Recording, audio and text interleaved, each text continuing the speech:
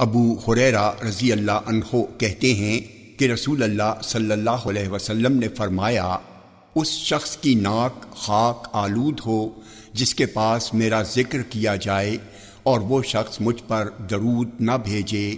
اور اس شخص کی بھی ناک خاک آلود ہو جس کی زندگی میں رمضان کا مہینہ آیا اور اس کی مغفرت ہوئے بغیر وہ مہینہ گزر گیا، اور اس شخص کی بھی ناک خاک آلود ہو جس نے اپنے ماں باپ کو بڑھاپے میں پایا ہو اور وہ دونوں اسے ان کے ساتھ حسن سلوک نہ کرنے کی وجہ سے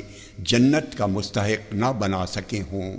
راوی عبد الرحمن کہتے ہیں، میرا خیال یہ ہے کہ آپ نے دونوں ماں باپ کہا یا یہ کہا کہ ان میں سے کسی ایک کو بھی بڑھاپے میں پایا اور ان کی خدمت کر کے اپنی مغفرت نہ کرا لی ہو۔ جامع ترمذی حدیث نمبر 3545، یہ حدیث صحیح ہے۔